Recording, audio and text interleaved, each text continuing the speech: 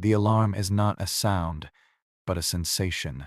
It is a cold so profound it aches in your teeth before you are fully awake. You are not in your own century.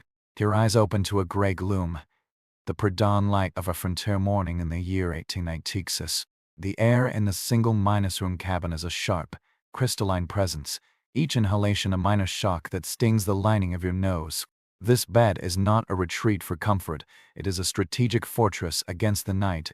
A simple wooden frame holds a mattress stuffed with straw that whispers and crackles with your slightest movement.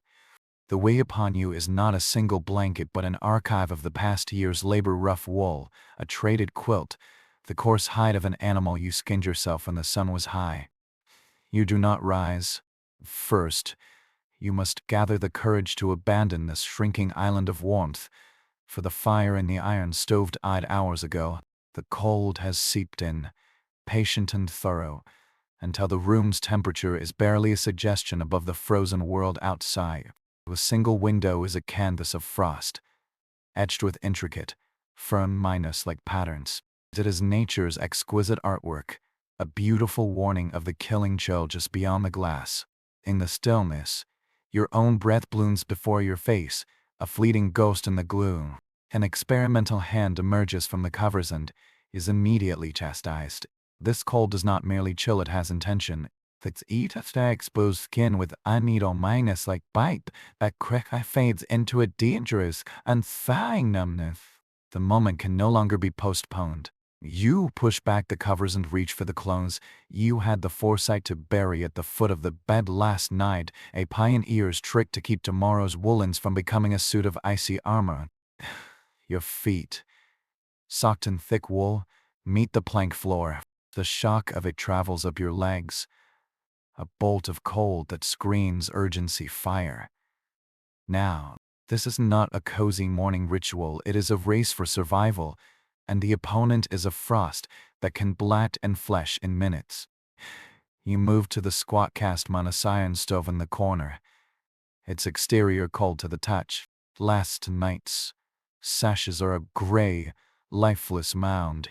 Your preparations matter here, a neat pile of kindling shaved wood, dried grass waits beside it. From your pocket, you produce the crucial prize, a match, kept close to your body through the night to guard its potency against damp. Fingers already stiff and clumsy, you arrange the tinder. The first match strike is a tiny, defiant sun in the gloom. You cup it with a trembling hand, sheltering this fragile promise of heat, as if it were the last spark in the world. In the west, winter taught brutal, clear priorities. Fire was not comfort, fire was life. The kindling accepts the flame with a soft, hungry crackle. You feed its livers of wood, then thicker splits, and finally a small log. The metal of the stove begins to sing a low, expanding song as it warms. True warmth is still a distant tune, but the possibility of it now radiates into the room. Here lies a truth of the plains. Wood was a luxury. In the vast, treeless expanses, fuel grew not on branches, but from the earth itself. You open the stove door and add not a log, but a dried buffalo chip, thence the lifeblood of the prairie. Now its desiccated remains became the heart sign of survival. It was a brilliant, unromantic pragmatism. Dried dung burned clean, hot, and steady. It was free, abundant, and it saved countless lives when the nearest timber stand was a day's ride away. The chips catch, adding their reliable heat to the growing fire. You hold your palms out, and the sensation is so profoundly good it borders on pain, the return of feeling, the thawing of hope. Outside, the darkness holds. A winter sun is a miser with its light, and you have a full day's labor to compress into its short, pale hours. The cabin is your entire world, perhaps 16 feet square, a single space where you cook, eat, sleep, mend, and wait. The walls are logs changed with mud and hope, or if you are on the true plains, they are blocks of sod cut from the prairie itself, a house of living breath. Isadi was a marvel of insulation, cool in summer, temperate in winter, but it came with its own terms, a constant drizzle of dirt from the ceiling, the rustle of insects in the walls, the fear that a hard rain might dissolve your home back into the ground from which it came. You move about your domain, a rough minus hewn table, a stool, a trunk holding your meager treasures. The window is small, for glass was precious and every pane was a gateway for precious heat to escape. As the fire strengthens, a hazy tendril of smoke escapes the imperfect stovepipe, adding its pungent scent to the air. You are accustomed to it. A little smoke is the price of not freezing. The stovetop is now hot enough for the cast-minus iron pot. You set upon a water fetched from the creek yesterday and a handful of beans that have soaked overnight. Were a precious knot of salt pork joins them. Breakfast will be hours in the making, and that is perfectly aligned with the pace of this life. There is much to do before you eat. Dressing is a tactical operation. You begin with the foundational layer: long johns of scratchy wool, a second skin from wrist to ankle. Over this, a heavy flannel shirt, then a wool vest to fortify your core, trousers of thick wool, perhaps with leather cuffs to guard against the wind's knife-minus edge.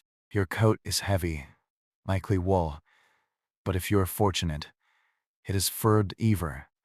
Buffalo, rabbit, nature's own perfect insulation. On your hands, mittens, not gloves, so your fingers can huddle for collective warmth. The head is crowned with a wool cap pulled low over your ears. For a bare head is a chimney spewing the body's vital heat. Every item is deliberate. Cotton is a death sentence here when wet. It leaches heat from the body with terrifying efficiency.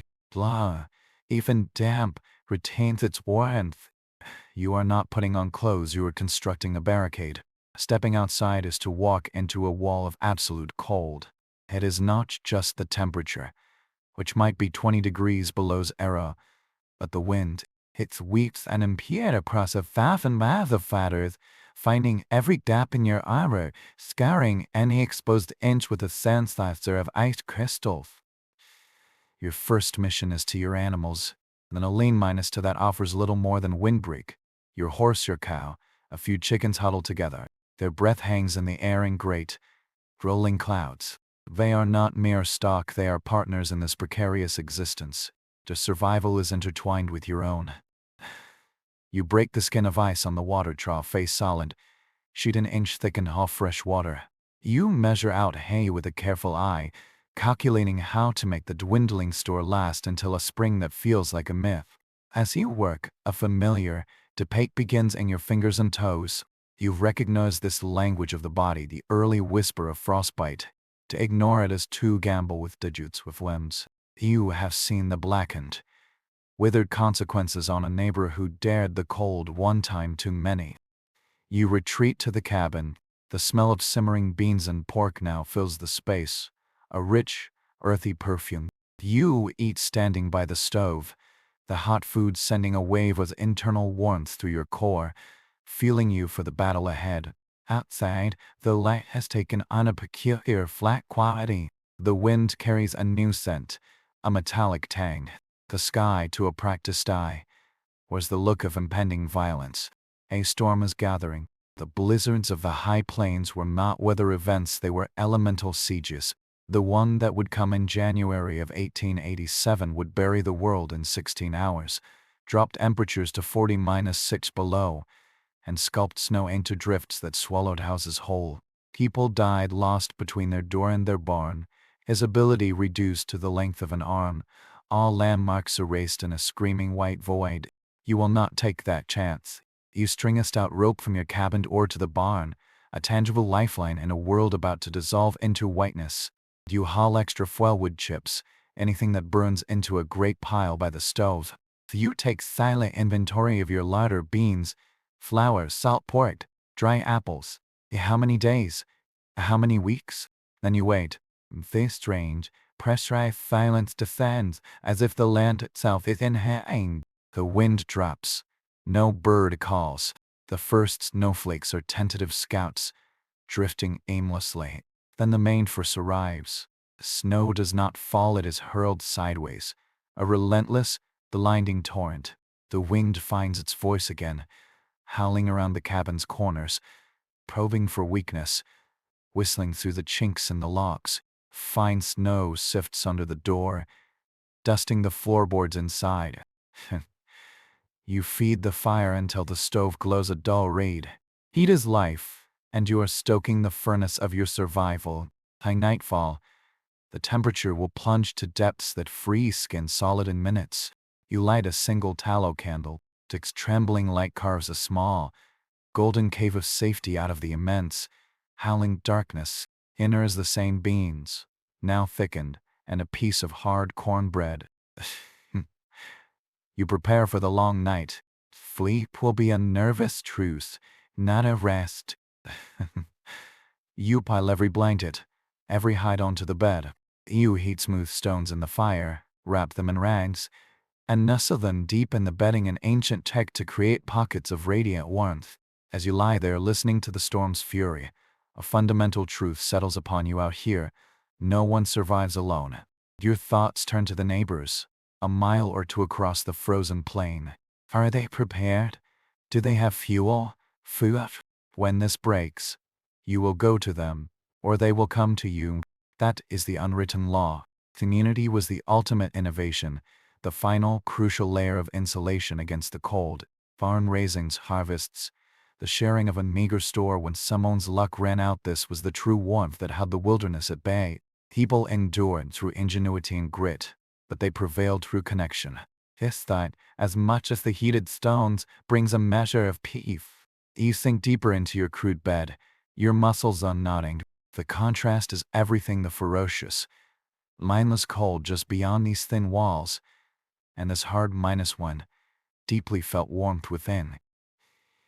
Your breath slows. You picture those who came before you, huddled in sod houses or log cabins, listening to the same wind sing its same terrible song. There is a profound comfort in the thread of human resilience, and our stubborn insistence on making a stand, on creating light in the darkness, warmth in the freeze. You shift, the storm atlas whispering beneath you. Gratitude is not an abstract concept. It is the solidity of the roof over your head, the weight of the wool over your body. The storm's song becomes a lullaby of survival. Morning arrives not with light, but with a subtle graying of the endless white. The blizzard's rage has subsided into a steady, silent fall.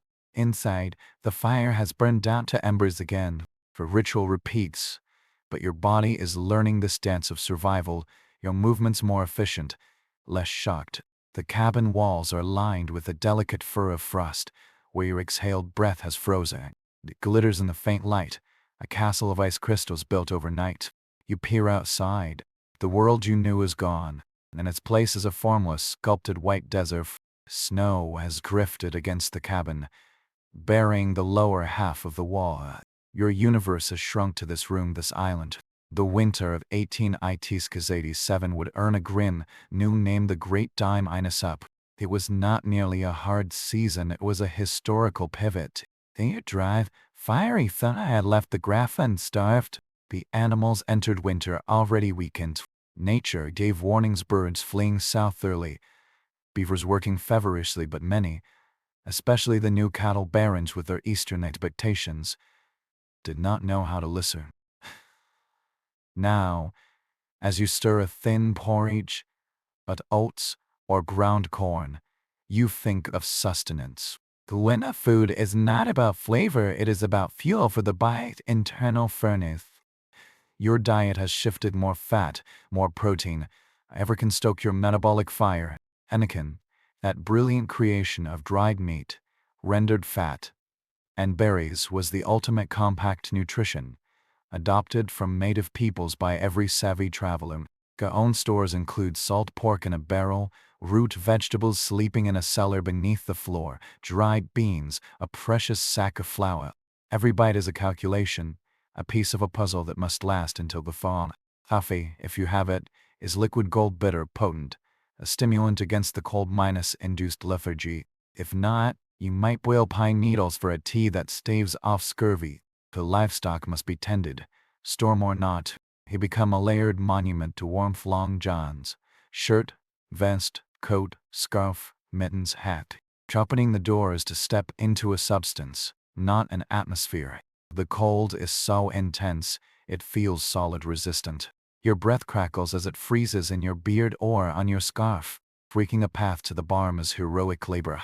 Each step is a lift, A plunge, a struggle. You sweat under your layers, a dangerous deception.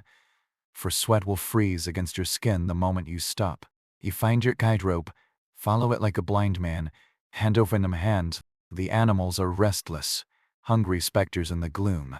You break the ice on the water trough again, a daily war against an element that wants everything to be as still and hard as stone. You ration the hay with a grim frugality. For the cattle empires, this winter was an apocalypse. The open minus range system, with its thousands of animals wandering unfenced and untended, met its doom. Cattle died standing up, frozen into macabre statues. They piled against fence lines, seeking shelter that was there. Starved, unable to reach grass, buried under feet of snow. Come spring, the plains would be a charnel ground, rivers clogged with carcasses, the air thick with the smell of death. Ranchers like Theodore Roosevelt saw their fortunes literally freeze and shatter. The romantic myth of the unfenced West died that winter, replaced by the practical realities of fenced pastures, hay cultivation, and managed herds. You return to the cabin, following your rope back to salvation. The work warms you but also empties you. Winter is an exhausting economy, spending energy just to maintain the balance of life. Inside, you peel off the outer, snow-minus crusted layers, hanging them near the stove to dry. Dampness is the enemy. The day settles into the winter rhythm. Feed the fire, melt snow for water, and a harness by the faint window light. Watch the sky.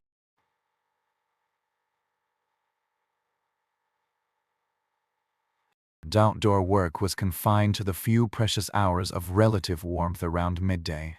Travel ceased. Isolation set in. But so did a different kind of community, one maintained through adaptation and necessity. People checked on one another, shared the last of their stores, passed news like lifelines. For native tribes, winter was often a time of gathering, of storytelling, of passing knowledge in the close warmth of the lodge. Mental survival was as crucial as physical. Cabin fever was a real specter, a restlessness, a sharp irritability bred from confinement and monotony. Those who thrived fought it with routine, with crafts, with the telling of stories that stretched long into the night. The afternoon brings a shift. The snowfall lessens a pale, watery sun bleeds through the clouds. It is not warmth, but a promise of it. You use this lull to survey your small domain, the roof's burden of snow, the security of your fuel pile. The transformed world is breathtaking in its silent, terrible beauty. Every edge is softened, every sound muffled. The air is so clear, it feels like you can see forever, yet you can see nothing familiar. It is a beauty that tempts you to linger, to admire. But that temptation is a known killer. The cold dulls the senses, invites a sleep from which there is no waking. You looking out, and you retreat inside. The fire is fed. You contemplate the evening meal, likeliest to that has simmered all day, stretching a few ounces of meat with potatoes and turnips. To might bake a crude bread in a Dutch oven near the coals. Calories are currency. As the early dusk gathers, you lack their amp. The circle of light it casts is a tiny, defiant empire against the pressing dark. You bank the fire with practiced skill, arranging the coals to smolder slowly through the long night. Then, the final preparation for bed. You might heat smooth stones again, or fill a jug with hot water, wrapping it in cloth to become a bedfellow of warmth. The blankets are arranged in a strategic hierarchy. As you lie down, your thoughts, against all evidence, turn to spring. It is an act of faith. The snow will melt. The grass will return. This is the mental fortitude that carried people through the certainty of cycles. The knowledge that no winter, no matter how brutal, is eternal. You pull the covers up, their weight of profound comfort. The cabin is quiet save for the pop of a dying ember. At the wind murmurs again, but its voice is now just part of the next fabric. Your body surrenders to the fatigue of a day spent in constant negotiation with an inimical world. There is a deep satisfaction in the simple fact: you are still here. The fire burns. The walls hold. You breathe slowly, watching the orange glow through the stove's cracks, humanity's oldest beacon. Your shoulders relax.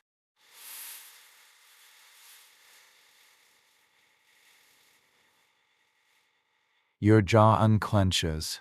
You sink into the straw, into the warmth you have carved out of the frozen heart of the continent. The storm establishes its reign over the following days, a tyrant with changing moods. Inside, you find a rhythm within the monotony. The harshness imposes a stark simplicity. Survive this hour, then the next. But on this morning, a new quality enters the world. The wind has fallen silent. The cold is no less intense, but it is a still cold, a watchful cold. The sky is a clean, pale bowl overhead. In this strange peace, you decide to check on the Johnsons, your nearest neighbors, 2 miles to the east. In this emptiness, neighbors are not just friends, they are your other selves, your safety net. You harness the horse to the sled, dressing with even more care than usual. Each journey of 2 miles in winter is an expedition into potential catastrophe. You pack food, a blanket, a sense of dread. The horse plunges through the deep snow, the sled runners hissing behind. You navigate by reading a language written in the land itself, the lean of a lone tree, the shape of a snowdrift, the memory of where the creek runs beneath the white. Getting lost here is not an inconvenience, it is a death sentence. After an age of slow progress, a dark shape resolves on the white plain, a cabin, smoke rising in a thin, straight column, the most beautiful sight in the world. Your arrival is an event. You are brought inside, warmed by the fire and by the simple, powerful fact of another human face. The conversation is the fame everywhere supplies. Health, weather, news from farther out. It is already weak-souled. This is not gossip, it is intelligence vital to survival. Resources are assessed if one is low. Others will silently calculate what they can spare. In the worst winters, this sharing meant dividing scarcity. Yet it was done. People went hungry to feed an Ibra's child. They risked their lives to bring medicine. This was the compact. After a meal of shared provisions, you prepare to leave before the light fails. They press a small wrapped parcel into your hands, a few eggs, a jar of preserves.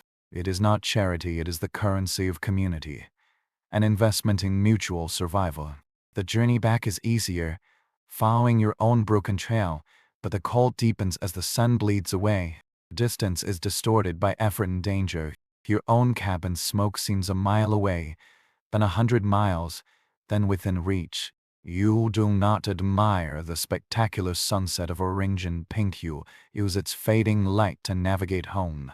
Inside, the fire is low but alive. You coax it back, and the return of feeling to your fingers is a painful, glorious rebirth. The screaming me my es. They called it the price of rain in a century into warmth. To reflect on the many ways people met this cold. The plains tribes in their tip is not primitive tents, but sophisticated structures. The conical shape and central fire created a perfect draft, the outer height and inner liner forming an insulating air pocket. In deep cold, the bottom would be banked with snow. They moved with the season, wintering in sheltered valleys. Scandinavian settlers brought knowledge of double-walled construction. Germans introduced efficient, cast-iron stoves. Those from milder climates often learn it through fatal error, saved only by the intervention of those who knew better. The dugout, a home carved into a hillside, was perhaps the most ingenious. The earth itself was its own perfect insulation, holding a constant, cold temperature. Night falls. You light your lamp. The evening stretches before you, long and quiet. How you fill it defines your mental survival. Perhaps you read from a well-thumbed book. Perhaps you carve a piece of wood into something useful, or mend a torn shirt.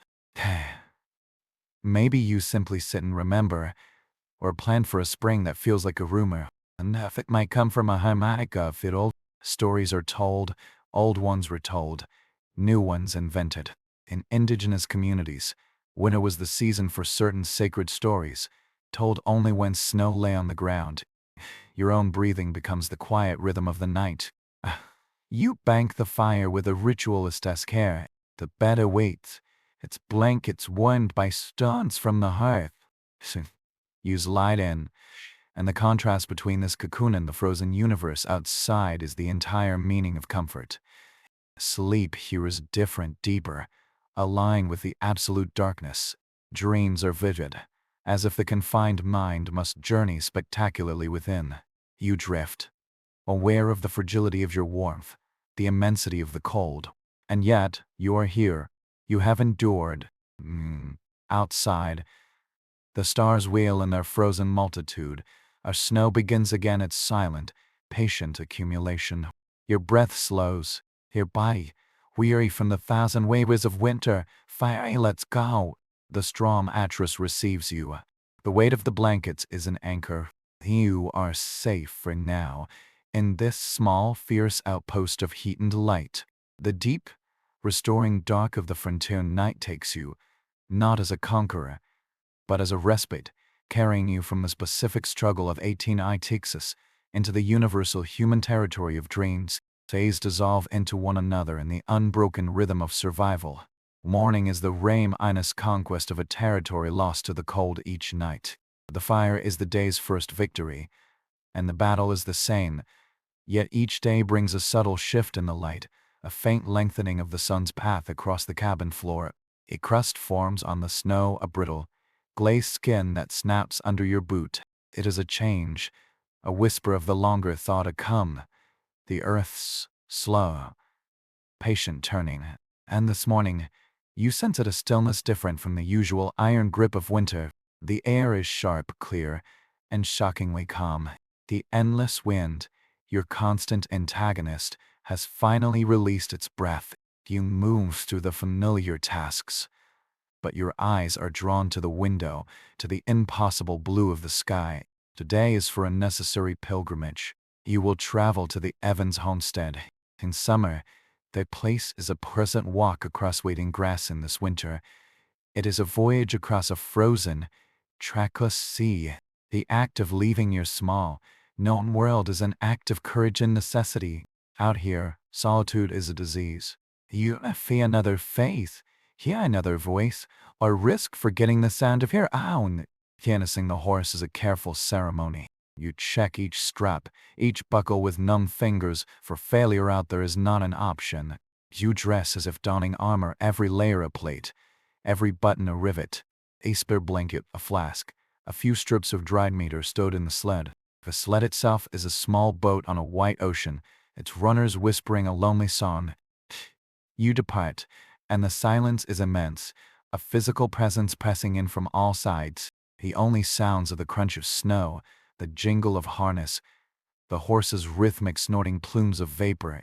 You navigate not by roads there are none, but by memory and the subtle language of the land. You follow the skeleton of a creek bed, a shallow depression beneath the snow. You aim for the sentinel shape of a lone cottonwood, its bare branches like black lightning against the sky. Yes, that's how the land was learned, not with maps, but with the body and the mind reading contours and landmarks as one reads the book. Aim out. The world begins to play its tricks. The uniform whiteness erases depth, flattens hills, turns familiar swales into invisible traps. Your eyes strain, playing shapes against the endless blank. Is that a distant copse of trees or just a shadow? Is that a drift or the beginning of a ravine? This is how people vanished, swallowed by the sheer, featureless magnitude of the plains. You trust the horse, an animal whose instincts are older and deeper than your own. After an hour of this tense, silent progress, you see a smudge of darkness on the horizon. Then, the most beautiful sight in a world of white, a thin, gray thread of smoke rising straight up into the windless air. Halt. Life. The Evans cabin is a low, dark shape hunkered against the earth. Your arrival is heralded by the frantic barking of their dog, a sound so wonderfully normal it almost brings tears to your eyes. The door opens, framing a figure bundled beyond recognition. Ray wave of warmth, thick with the smells of wood smoke, cooking beans, and humanity, rolls out to greet you. You are pulled inside, not as a guest, but as a returning member of a scattered tribe. The interior is a mirror of your own simple, utilitarian, a fortress of warmth. The greetings are not effusive, they are deep, genuine. Relieved. You made it. That says everything. You sit by their stove. It's heat a benediction on your frozen bones.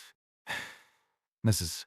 Evans presses a tin cup of hot liquid into your hands, bitter chicory coffee perhaps, or weak tea. It tastes like ambrosia. The conversation is a quiet, vital exchange of intelligence. It is not gossip, it is a survival report. Our flour is holding, but the salt pork is nearly gone. The Cooper boy took a fever last week, but HES mending. One from a rider that the creek up north is frozen solid 3 feet down. This is the news network of the frontier, slow, person minus to minus person, carrying information upon which lives depend. You share your own status, your observations of the weather, the condition of your animals. Mr. Evans speaks of his plan to haul more hay from a distant stack if a thaw comes. The acid, unspoken inventory is taken. The cure beans run out next month. You know they have a small with. If their axe handle breaks, I know you a skill with wood. This is the economy of mutual aid, where the only currency is trust in the certainty of future need. After a simple meal of stew and hard bread, you feel the pressure of the dying light. You cannot stay. The journey back in darkness would be folly. The farewells are earnest, hands clasped tightly. A safe home, they say, and the words are a prayer. Evans slips a small, cloth-wrapped parcel into your coat pocket, to precious eggs, perhaps, or a handful of dried apples. You do not refuse. Refusal would break the circuit. You step back into the silent, waiting cold. The journey home feels different. You are no longer a solitary explorer, but a link between 2 points of light. The horse seems to move with more purpose, following its own tracks back. The sky to the west is beginning its evening performance, staining the snow with deep lavender and rose. You do not stop to admire it. Beauty in winter is a distraction that can kill. You keep your eyes on the darkening shape of your own cabin ahead, its window now glowing with the warm, yellow eye of your waiting lamp. Inside, the fire is a bed of glowing coals. You rebuild it, and as warmth floods back into your lens, you think not of your own comfort, but of the Evanses in their cabin, and the Coopers a few miles beyond them, and the unknown family even farther on. You are not dots on a lonely map. You are a constellation, each light holding its place against the vast dark, each one sustaining the others by its mere existence. This is the true secret, the final and most important layer against the cold. Not the wool, not the fire, but the invisible threads of connection stretching across the frozen miles. The evening deepens. You perform the small rituals of containment. You check the draft on the stove, place the last log just so. The long night hours stretch before you. Perhaps tonight you take out the tattered almanac, its predictions useless now, but its words a connection to a wider world. Perhaps you work on carving a new handle for a tool, the shavings curling and falling in the lamplight. Or perhaps you simply sit, listening to the infinite quiet, broken only by the pop of the fire. In this stillness, your mind wanders back to the stories you have heard of winters past, legends passed down like heirlooms. You think of the native peoples who called this land home for centuries before the first settlers sod was cut. How did they thrive here in this very place, under this same sky? Their wisdom was not written in books, but in practice and adaptation. If it not fight the wind, and they moved with its rhythms. In deep cold, bands would gather in sheltered river valleys, communities drawing together for warmth and sustenance. The winter was a time for stories, for repairing tools, for ceremonies that honored the cycle of dormancy and renewal. They read the signs we no longer see: the behavior of animals, the thickness of berry bushes, the patterns of ice on the rivers, all foretelling the severity of the season to come. The buffalo robe you might sleep under was not just a blanket, it was a testament to a profound understanding of this environment, the ultimate gift of the animal that was life itself. The settlers' ways were different, often clumsier, learned through harsh trial. Some brought knowledge from old countries, but the plains laughed at European winters. Here, the cold was drier, the wind fiercer, the distances more absolute. They learned, sometimes too late, to bank earth against their cabin walls, to face the door away from the prevailing wind, to store potatoes in a pit beneath the floor where the earth's own warmth would keep them from freezing. They learned the life-saving difference between wool and cotton, the necessity of a rope line to the barn, the way a pan of water on the stove could add precious humidity to the desiccated air. All this knowledge was a mosaic, pieced together from indigenous example, immigrant memory, and the brutal, unforgiving teacher of experience. Now, in your cabin, you are the inheritor of all that hard-1 wisdom, the banked fire, the layered bed, the careful stores, each is a chapter in a manual of survival written by those who came before. Your eyelids grow heavy. The day's journey has left a deep, bone-level fatigue, the good tiredness of a necessary task completed. You bank the fire one last time, the ritual as familiar as breathing. The stones from the hearth, wrapped in cloth, are nestled into the bed's cold depths. Just lie in beside them, their radiant heat a small sun under the covers. The weight of the blankets is a profound comfort. You lie still, listening. The cabin creaks softly as its timbers contract in the deepening cold. Somewhere far off, a coyote sends its yip-pink cry into the night, a wild sound that only emphasizes the profound quiet of your sanctuary. You think of the coming spring. It is an act of faith, as necessary as food. You picture the snow retreating, the first brave green spikes of grass, the sound of running water. You plan in your mind the fence that needs mending, the field that needs plowing, the seeds saved in a tin on the shelf. This forward vision, this belief in a future beyond the white silence, is the final fuel that keeps the spirit's fire burning. Your breathing deepens, slows. The memories of the day, the Evans' faces, the feel of the sled runners, the taste of shared stews often and blur at the edges. The cold outside is an abstract concept now, a story told about another world. Here, in this nest you have made, there is only warmth and weariness. Your fingers, which gripped the reins and the axe handle, UNCURL, your shoulders, which were hunched against the wind all day, sink into the straw. Your mind, which calculated distances and supplies, finally lets go of its vigilance. Sleep does not come as an enemy to be wrestled, but as a gentle rising tide. It begins in your feet, a slow, worn numbness that travels up your legs, dissolving the ache of miles walked in deep snow. That fills your torso, a liquid relaxation that softens your belly and stills the constant, low-grade hum of cold awareness. Reaches your arms, your neck, your face. The muscles around your eyes, strained from squinting into white distances, go soft. Your last conscious thought is not a thought at all, but a sensation, the perfect, exquisite contrast between the cocooned warmth of your body and the knowledge of the frozen continent beyond your walls. It is a feeling not of fear, but of earned peace. You have met the day's demands. You have maintained the connection. You have kept the fire. The candle of your consciousness gutters, flickers, and is gently extinguished.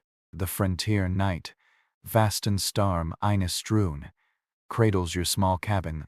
Inside, the stove ticks as it cools. The wrapped stones in your bed glow with fading heat. Your breath moves in undoubt, slow and steady, a small, resilient rhythm in the great, sleeping silence of the winter world. Dreams come, firmless and deep, woven from the days string in the land's endless white tapestry. You are adrift in them, perfectly at rest, a human soul held safe in a season of stone. The thaw is a thief in the night, a subtle betrayer. It comes not as a celebration, but as a slow, relentless softening of the world's edges. You wake to a new sound, the steady, rhythmic drip-drip from the cabin's eave, a liquid clock marking time's forward march. The air in the room has lost its knife-edge quality. It is still cold, but a damp, clinging cold that feels different in the lungs. Outside, the snowstack has changed its character. The longer a dry, crystalline powder has become granular heavy, its surface glazed with a brittle shell that catches the morning light in 1,000 blinding points. This is not spring. It is winter's last argument, a period of treacherous transition where hope and danger are tightly braided. For those who endured the great die-minus-up, these first days of thaw brought a complicated, grim anticipation. The brutal cold was loosening its grip. Yes, but what would its retreat reveal? The white shroud was a blanket that hid a landscape of death. As it melted, the evidence of the catastrophe would emerge: the frozen carcasses of cattle, their legs stiff, their bodies piled where they had sought futile shelter, the broken fences buried under drifts, the silent, empty prairies where herds once roamed like a slow brown river. The stench, when it came, would be a palpable thing, carried on the wind for miles. For you and your small homestead, the thaw means a shift in the daily calculus. The desperate, fuel-minus hoarding urgency of deep winter eases, replaced by a new set of anxieties. The food stores, meticulously rationed, are at their lowest ebb. The last of the salt pork is a greasy rind in the barrel. The beans in the sack are countable. The monotony of the diet has worn grooves in the spirit. Both human and animal grow restless within their confines, sensing the change but still imprisoned by the mud and the lingering cold snaps that snap back with vicious speed. The morning ritual is the same, yet different. The fire is rebuilt, but it does not need to roar with the same life minus or minus death intensity.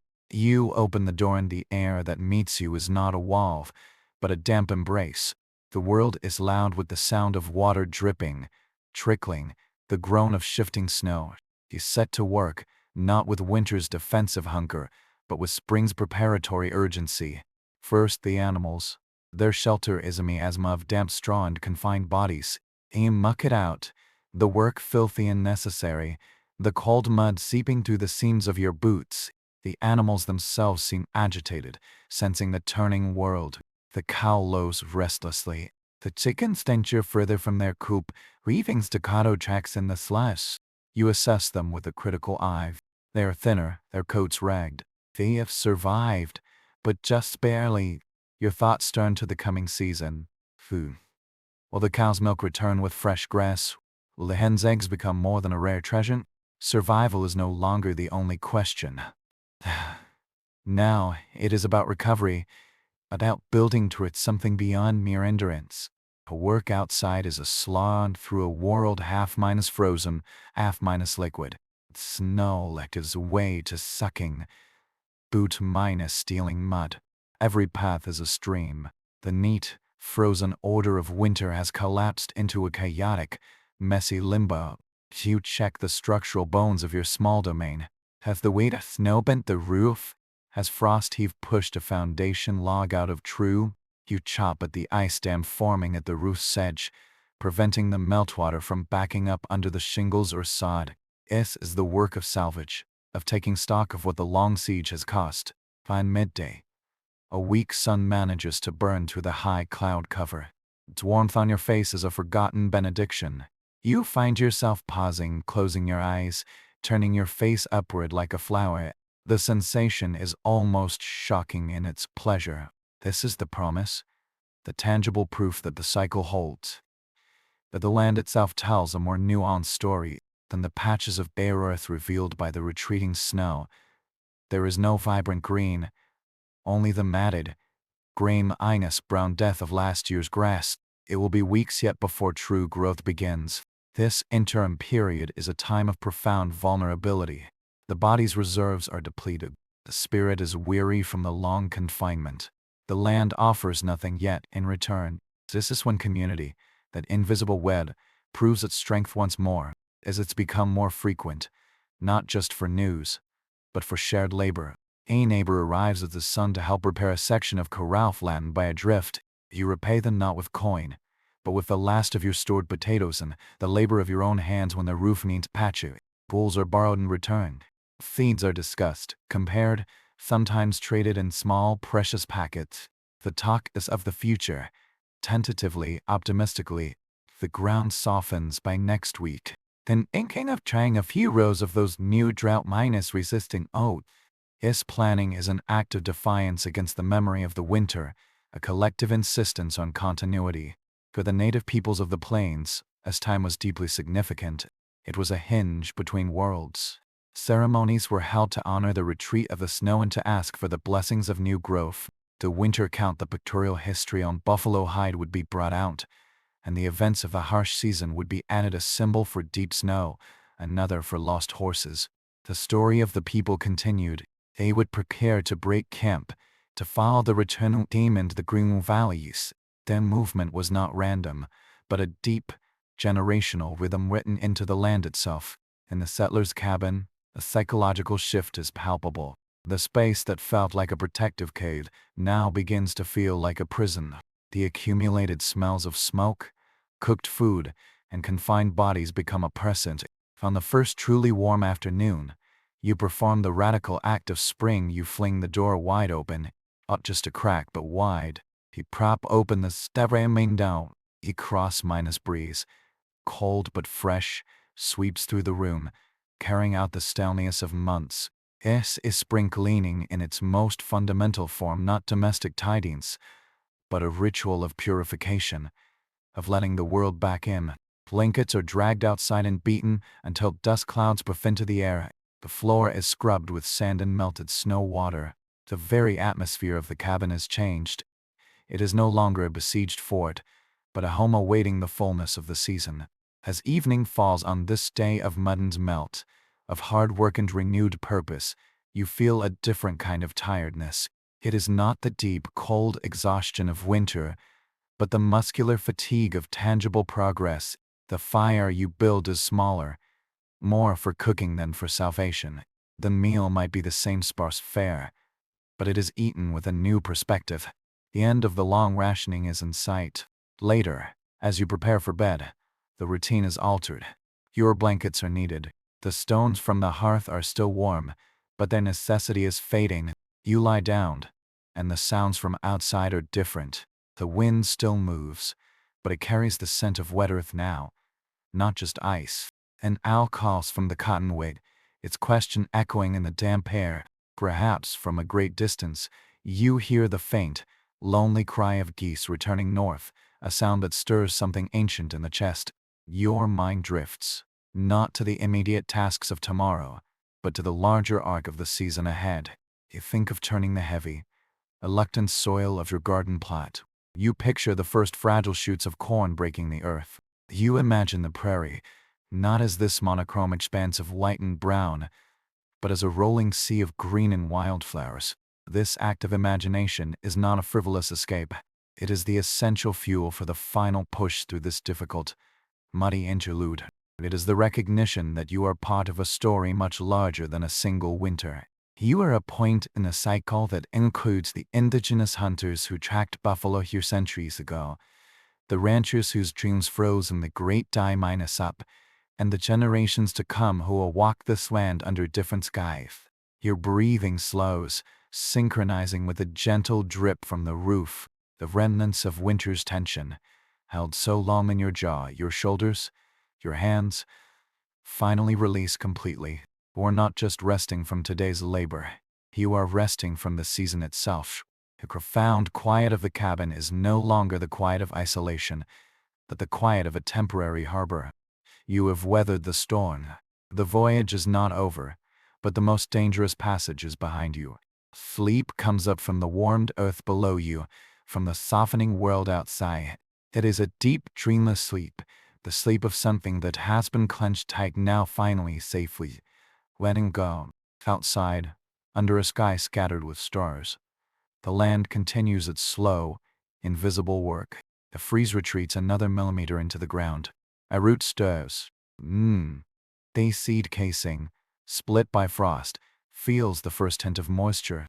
The great, silent engine of renewal is engaged. And in the small cabin, a human heart beats steadily, having learned once more the oldest lessons: the necessity of preparation, the strength of community, the resilience of life, and the patient, unwavering turn of the world toward light and warmth. The drip becomes a trickle, then a murmur, a symphony of water, flowing from 10,000 tiny sources, begins to play beneath the disintegrating snow. Each day now breaks a little earlier, the dawn spilling a richer, more confident gold across the wet, patchy fields of white. The world is in flux, caught between the stark, silent grammar of winter and the burgeoning, noisy prose of spring.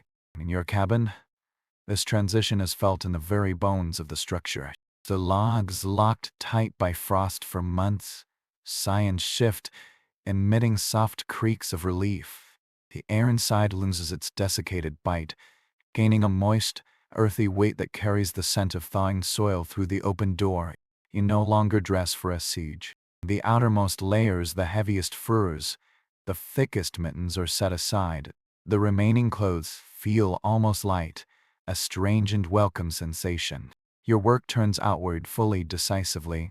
You walk your land, not along the established, snow-packed paths, but across the softening ground itself. Your boots sink into the black, receptive earth with a satisfying squelch. This is the first true contact with the land since the snows buried it. You are taking inventory, reading the winter's ledger. Here, a fence post has been shoved drunkenly aside by the immense, glacial push of a snowdrift. There, the roof of the lean mine is to sacks under the remembered weight. Ape Isle of firewood, once a proud stack, is diminished to a few damp, rotten logs at its core. But alongside the damage are the quiet victories. The apple tree by the southeast corner, its branches seemingly brittle and dead, shows fat, tightly wrapped buds at its tips. The perennial herbs by the doorstep's age, send up a few defiant, grain-inus green leaves from their crowns. Life, patient and tenacious, has held its ground. The animal's restlessness becomes a palpable energy. The horse paws at the softening ground of its enclosure, nostrils flaring as it catches scents on the changing wind. The chickens range farther, scratching at the bare patches with a frantic, hopeful industry. Their eggs, when they come, are no longer rare miracles but a slowly increasing bounty. The shells a little thinner, a little less robust than they will be with better feed, but treasures nonetheless. As you begin the great cleanup, this is not the indoor ritual of beating blankets, but the muscular, muddy labor of resurrection. You haul the broken, waterlogged remnants of winter-collapsed drifts that have become ice lenses, branches brought down by ice storms into piles for burning. You reset the fence post, heaving it apart in the slick mud, packing stones at earth around its base. The work is exhausting, filthy, and profoundly satisfying. Every straightened post, every cleared path is a reclamation, a statement of intent.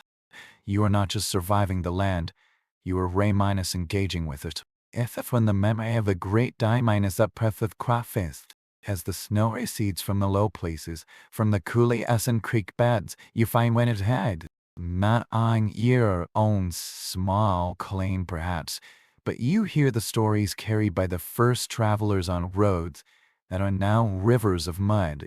They speak of the carcasses, thousands upon thousands of them, steers frozen in postures of grazing or flight, now emerging like grotesque sculptures from the melting white. The creeks, as they swell with meltwater, carry a flotsam of death legs, skulls, bloated bodies clogging the waterways. The air, on certain warm afternoons when the wind shifts, carries a faint, sweet sick odor from miles away. It is the smell of the open range air itself, rotting on the prairie. For men like Roosevelt, riding out to assess the damage, the sight was one of utter devastation. A fortune, literally frozen in place. If this model proved fatal, the attack of bankruptcies, of Eastern investors cutting their losses, of whole outfits pulling up stakes. The romantic, boundless west of the cattle drive is dying with the cattle. In its place will come something harder, fenced, and more careful. The lesson is written across the landscape in bones the land gives, but it also takes, with an indifference that borders on contempt for human ambition. This knowledge sits in the back of your mind as you turn your own small plight. It tempers grand dreams with a greedy pragmatism. You will not run 10,000 head. You will carefully husband a few. You will put up hay, build a better shelter, plant a garden not just for variety, but for insurance. The catastrophe of others becomes the cautious wisdom of your own future. Community so vital in the deep freeze now transforms into a different kind of engine that emerges not for raising barns yet, but for the shared tasks of recovery. A group of neighbors converges on the Henderson place, or a barn roof collapsed under the snow. For a day, there is the sound of saws and hammers, of men heaving on ropes, of shared laughter and shared grimaces at the scale of the work. Then gather at another homestead, helping to wash and dare the mountain of woolens and blankets that have absorbed the smoke and smell of a long winter. Children, released from their cabin bound torpor, shriek and chase each other through the mud, their energy a force of nature itself. In these gatherings, the stories of the winter are finally told in full, not as reports of survival, but as narratives. The day a Johnson boy got lost between the house and the welling was ended by following his own fading shadow. A week the Coopers lived on nothing but boiled wheat because the snow blocked the path to their smokehouse. The morning you saw a pack of wolves moving like gray ghosts through the blizzard, just beyond the pasture. These stories are not told with horror, but with a kind of pride. They add the seasoning on a hard, brave experience.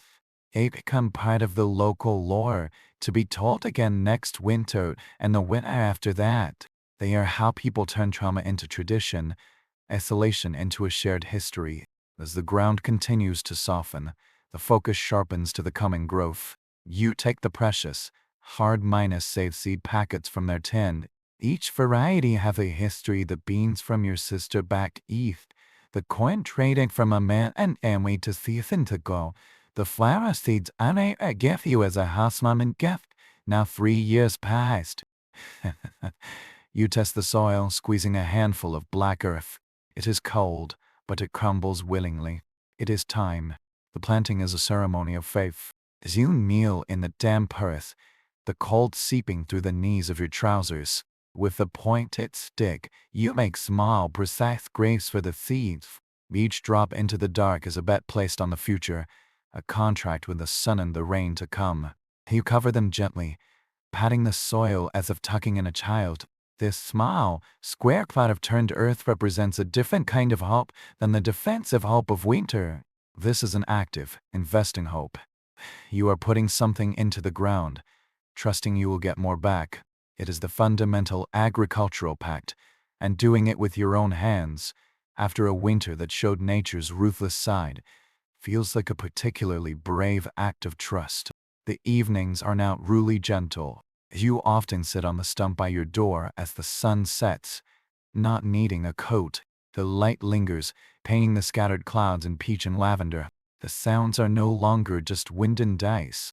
They are the chorus of peepers from the creek, the chirp of the first returning crickets, the rustle of small creatures in the drying grass. The world is coming back to life, and its noise is a welcome cacophony. Inside the cabin, a space feels different. It is no longer the entire world, but a base camp. The tools of winter, the snow shovel, the ice chopper are moved to the side. The gardening tools take their place. The lamplight is used less, for the days are long. You find yourself staying up later, not because of anxiety, but because the world outside is still inviting, still visible. When you finally go to bed, the ritual is simplified. No heated stones, fewer blankets.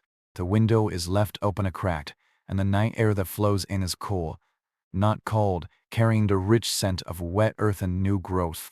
You lie down, and your body, tired from the honest labor of rebuilding, sings with a deep, muscular fatigue.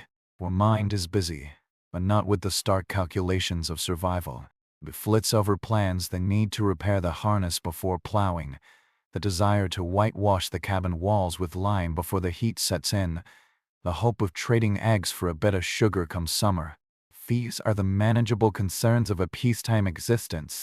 As sleep gathers you, your final thoughts are not of the past winter's brutal lessons, but of the immediate, tangible future. The green hook of the first bean sprout breaking the soil, the weight of a warm egg in your hand, the sound of a neighbor's wagon coming down the muddy track for a visit. You have passed from the white silence and emerged into a world of color and sound and smell. The resilience that carried you through was not just about endurance, but about this capacity for return, for rain-inus engagement, for hope stubbornly replanted in ground that has known frost. Your breathing deepens, merging with the sigh of the wind in the newly minus budding trees. Outside, under a sky now thick with stars, the seeds in the dark earth begin their slow, invisible swell. The roots of the prairie grass push deeper. The creek, swollen with melt, cuts its channel a little wider. The cycle, unbroken and indifferent, continues. And in the small cabin, a human heart rests, having learned the deepest lesson of all that spring is not a gift, but a covenant that must be believed enduring the deepest freeze, worked for in the treacherous thaw, and faithfully met with ready hands when it finally, inevitably, arrives.